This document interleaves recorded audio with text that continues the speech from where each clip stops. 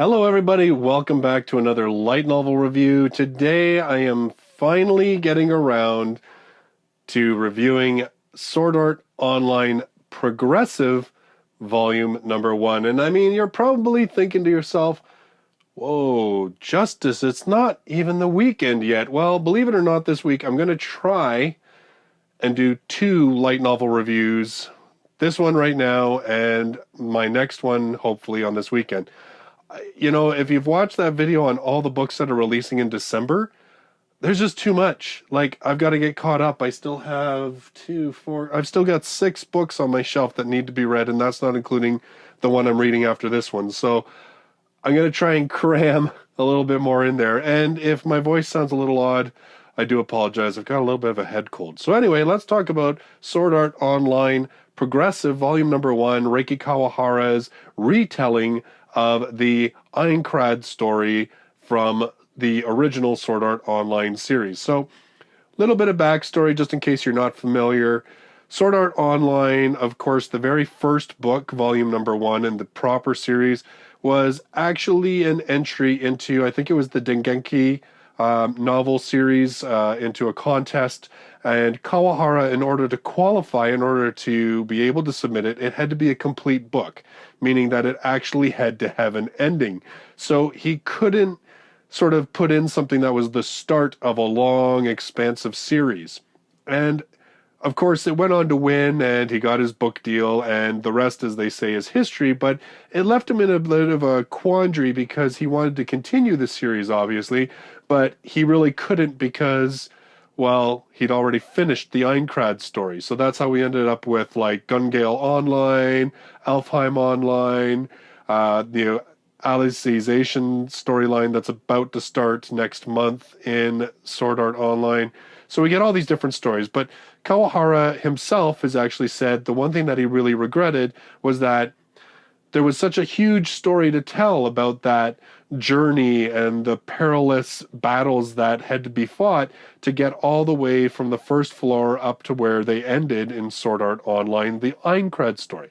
And so Sword Art Online Progressive is exactly that. It is Kawahara returning to Aincrad, returning to the very beginning of the Sword Art Online series and retelling that story of just Aincrad, the original Sword Art Online video game, and telling that story, fleshing it out, and showing how each floor of the Aincrad dungeon was ultimately conquered.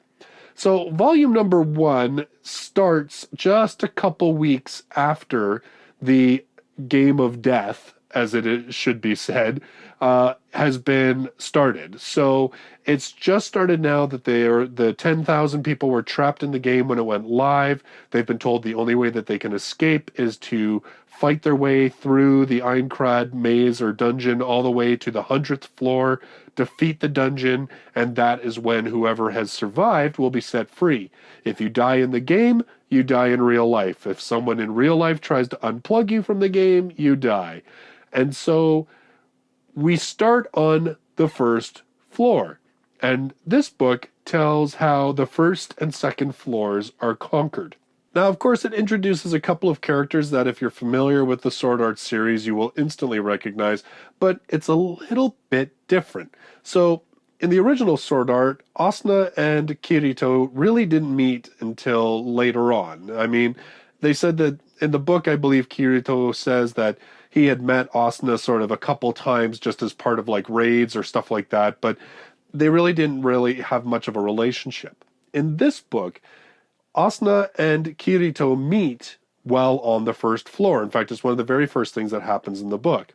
And it follows them as they decide to temporarily team up with each other in order to advance and move ahead. The one thing that I really have to say about this book is that, well, maybe I'm going to be trundling on some feet here, but really, Kawahara, Alicization is done in Japan. You've said you're going to do another book or 2. Finish it off, and let's have progressive. Let's have more progressive, because this is the Sword Art Online that I wanted to read, and that I still want to read. This is the story of death. This is the one that has true and very violent repercussions for what everybody does. And the fact that your characters aren't safe. I mean, we obviously know there are several characters that will not die. I mean, he's said that he's trying to keep the story to still kind of mesh up with what we know of Sword Art, so that, you know, like GGO and all those things would happen afterwards. But he's still trying to rework a few things. Like I said, the relationship between Kirito and Asuna is completely different in this book, and much for the better. First of all, the thing that's immediately stands out to me is that this book came out at a point where volume number 9 of the Sword Art Online proper series was coming out. Now, if you followed my reviews of both Sword Art Online and Excel World, which is another Kawahara series that I actually really enjoy, maybe a little bit more than normal Sword Art, as Kawahara goes on, he's getting better and better as a writer. Like, you can actually tell his characters are more fleshed out, there's more emotion, it's more descriptive, but yet the pacing and the writing is a little crisper. The relationships that characters have are a little bit more realistic. I mean, Mother's Rosario, the volume 7 of Sword Art Online, the proper series, I mean, by far one of my favorite books. And this one, I would have to say, is probably right up there, because this is, of course, now written with Kawahara having all of these books under his belt. So it came out after Mother's Rosario, came after, I think, what does he say, volume 8, I think, of Excel World. So it's later. And you can tell the writing is a lot stronger. Kirito is not just some OP, bland, vanilla character. He actually has character. He's interesting. In Sword Art Online, Kirito is always written in the first person when he is the focal point character. They do the same thing here in Progressive, but I really don't like Kirito's first person narration in the other Sword Art, but I liked it here. He's a bit more of a wise ass. He is a little bit more observant. He's not quite as cocky. He doesn't come across as being, he doesn't come across as knowing that he's OP and all that, right? And in fact, I would say that because this is early on, we don't have OP Kirito. He's strong, there's no doubt, but it's not ridiculous. It's not the point where Kirito is so OP that you kind of wonder how there's no threat to him ever, because, I mean, he just can stop and avoid anything he wants, and et cetera, et cetera. But I think the biggest revelation to me in this series, in this book, was Asuna. Now, Asuna to me, up until Mother's Rosario, so 6 novels worth of material in Sword Art Online, she is really not a character. She is there as wish fulfillment. She's the uber hot, really smart, into video games girl that all the gamer geeks want to have, right? She is the wish fulfillment for Kirito. He is this little 90-pound weakling kid who likes video games, and he's got himself a super smoking hot girlfriend. It's wish fulfillment. In this book, Asuna has an actual character, and the relationship that she and Kirito have in this book, it always hovers between that sort of love-hate. There's an ounce of respect. There's respect on both sides of it. I think that's something that I've often said that I find kind of lacking in Sword Art, is that Kirito never really seems to truly admire Asuna the same way that she's written to admire him. And that comes through a lot in this book. Kirito completely admires Asuna. In fact, there's numerous times through the book that he says he thinks that she is stronger than he is, will be better a player than he is, and that she has this powerful character that could save them all. I mean, he recognizes and acknowledges how great she is. And their relationship being a bit sort of antagonistic and, fluctuating, and it's real. It's more real. These characters actually have a relationship. And I can see, in Sword Art, it just happens. Boom, oh, they're in love. Okay, whatever. But in this one, you can see where that relationship is building, where it starts initially with suspicion, and then it's sort of a begrudging trust.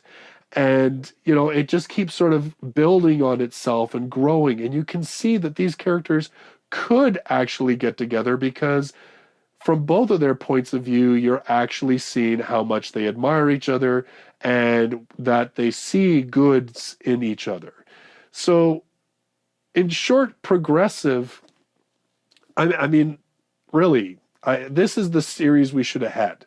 This is the series that we should have had. Like, I almost wish that Kawahara had just entered in that book and said, hey, it won great. I'm going to restart the whole thing and retell it from the get-go because this is a great, and there's a lot of secondary characters. In fact, there's one, Argo the Rat, who is a phenomenal character. I loved her, and this is a living world.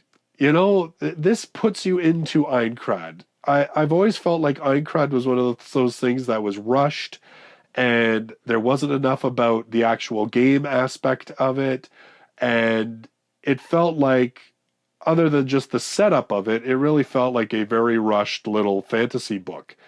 This makes me feel like I'm in a game. This shows game mechanics. This shows how the game is. It shows both the goods and bads, like they talk about how magic doesn't exist in Sword Art Online. They talk about how those things have to be compensated for, and they talk about how potions work. They talk about how menus work.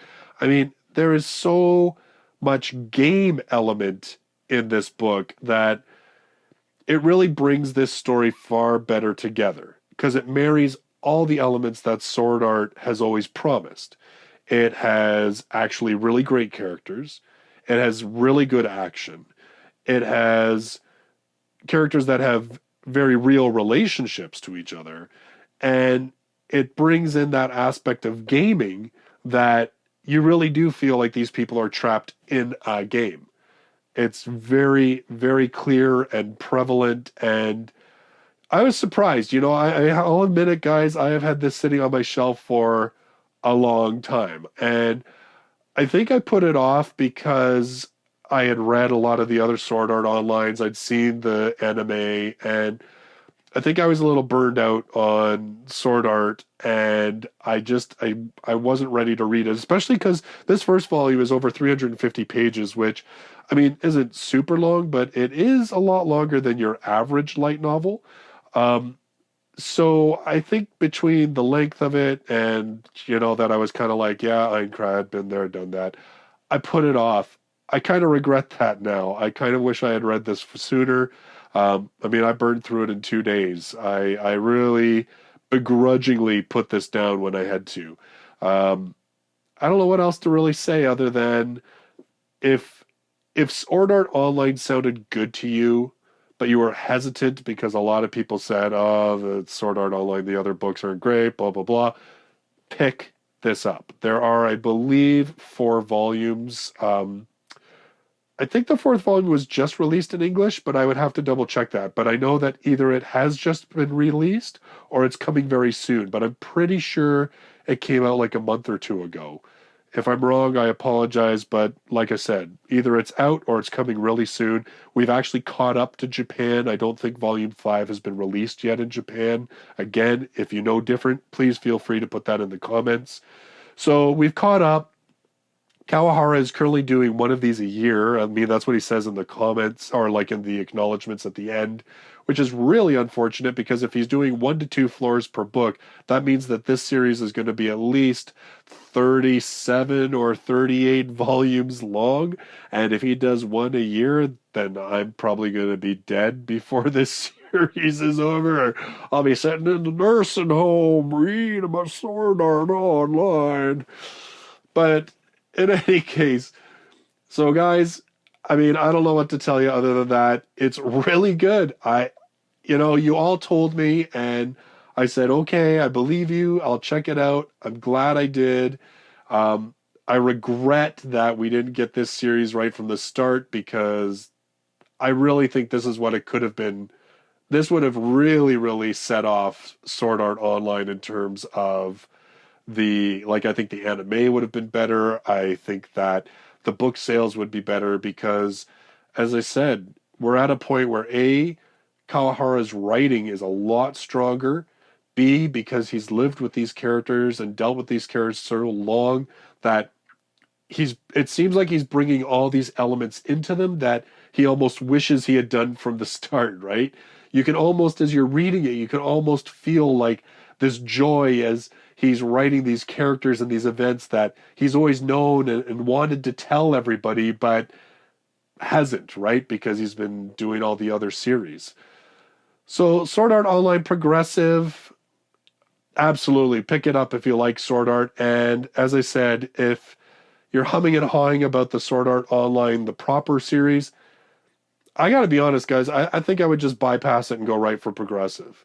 I mean, you're going to be waiting a lot longer between volumes, but yeah, I mean, there's really no comparison when you're talking plot, character development, action. It's all so much better in this book right here. So, those are my thoughts on volume number 1 of Sword Art Online Progressive. Dang, I'm going to have to start reading the rest of that series, but, I'll get there eventually. So next, I'm going to be reviewing ReZero volume number 2. Yes, everybody's favorite maid has arrived. This one, like I said, I'm really excited to read this book too, just because of all the things that you guys have said, all the hype around the anime, and I'm hoping to have this read within the next 2 or 3 days, and I will have my review of this out this weekend. And then I'm hoping to somehow read 2 more books next week and have 2 more reviews so that I can be all caught up by December 20th when Yenon drops like 18 books that I want to read. Plus Bakemonogatari from Vertical, and plus there's 1 or 2 titles from the J Novel Club I want to get. So I got a lot of reading to do, guys. So those are my thoughts. I hope you enjoyed the video. So don't forget to hit the like button or click on subscribe if you're brand new here so you can keep up with all my new light novel reviews. I've also got a link to my old light novel reviews, and I don't just read books, I like to write them too. You can check those out. I've got a link as well. Thanks very much again for watching the video, guys. I will see you in the next one. Until then, bye-bye for now.